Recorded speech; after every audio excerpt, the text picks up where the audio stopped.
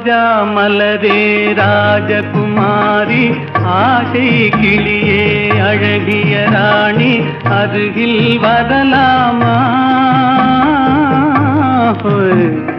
வருவதும் சரிதானா உறவும் முறைதானா